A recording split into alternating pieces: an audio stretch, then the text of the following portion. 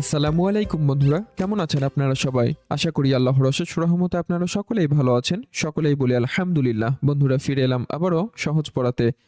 আজকে আমি আপনাদের সঙ্গে আলোচনা করব ইউনিট 11 এর লিসন 3 to 4। এখানে প্রথম অংশে দেওয়া হয়েছে অ্যালফাবেট। অ্যালফাবেট অর্থ বর্ণমালা। আজকে আমরা বর্ণমালা নিয়ে আলোচনা করব। অ্যাক্টিভিটি এ লক্ষ্য করুন। রাইট অর্থ লেখা, দ্য কার্সিভ অর্থ পেঁচানো বা বাঁকা, স্মল অর্থ ছোট হাতের, লেটার্স অর্থ অক্ষরগুলো। তাহলে আমরা বলবো write the cursive small letters অর্থ ছোট হাতের পেঁচানো অক্ষরগুলো লেখো।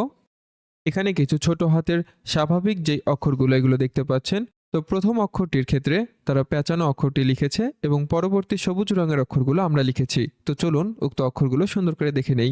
এটি হলো কিউ এর কার্সিভ লেটার, এরপরে আর এর কার্সিভ লেটার, এস এর কার্সিভ লেটার, টি এর কার্সিভ লেটার, ইউ এর কার্সিভ লেটার, ভি এর কার্সিভ লেটার, ডাব্লিউ এর কার্সিভ লেটার, এক্স এর কার্সিভ লেটার, ওয়াই এর কার্সিভ লেটার, জেড এর কার্সিভ লেটার। প্রিয় বন্ধুরা, এ পর্যায়ে উক্ত পেঁচানো অক্ষরগুলো আপনারা কিভাবে প্র্যাকটিস করবেন তা আমি ছোট্ট একটা অ্যানিমেশন ভিডিওর মাধ্যমে দেখানোর চেষ্টা করছি। চলুন তা দেখে নেওয়া যাক।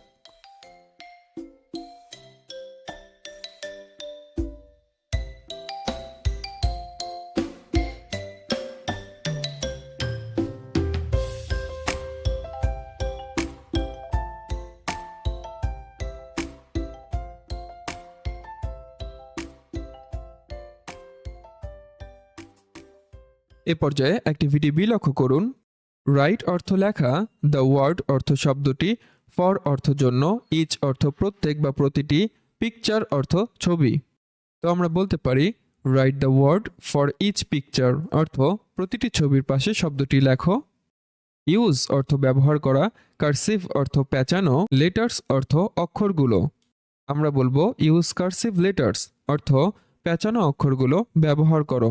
প্রিয় বন্ধুরা, নিচে যে ছবিগুলো দেখতে পাচ্ছেন প্রত্যেকটি ছবির সাপেক্ষে যে ইংরেজি অর্থগুলো পেঁচানো অক্ষর দ্বারা লিখতে বলা হয়েছে। তো প্রথম অংশটি লক্ষ্য করুন। এখানে একটি গরুর ছবি দেওয়া হয়েছে যা দেখতে মূলত এমন, এবং আমরা জানি গরু এর ইংরেজি কাউ। তাই আমরা উক্ত অংশে কার্সিভ লেটারের মাধ্যমে কাউ লিখেছি, COW, কাউ অর্থ গরু। এর পরবর্তী ছবিটি লক্ষ্য করুন। এখানে একটি জেব্রার ছবি দেওয়া হয়েছে যা দেখতে মূলত এমন। আমরা জানি জেব্রা এর ইংরেজি জেব্রা, তাই আমরা ছোট হাতের পেঁচানো অক্ষর দ্বারা লিখেছি ZEB, জেব আর এ রা, জেব্রা অর্থ জেব্রা।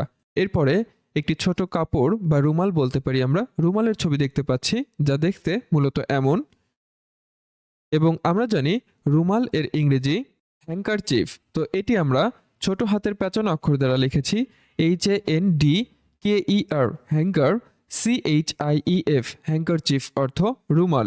এ পর্যায়ে নিচের অংশ লক্ষ্য করি। এখানে দেখতে পাচ্ছেন একটি গাড়ির ছবি দেওয়া হয়েছে, বা জিপ গাড়িও বলতে পারি আমরা, যা দেখতে মূলত এমন, এবং আমরা জানি জিপ গাড়ি এর ইংরেজি জিপ। তাই এখানে ছোট হাতের পেঁচানো অক্ষর দ্বারা লিখেছি JEEP, জিপ অর্থ জিপ গাড়ি বলবো।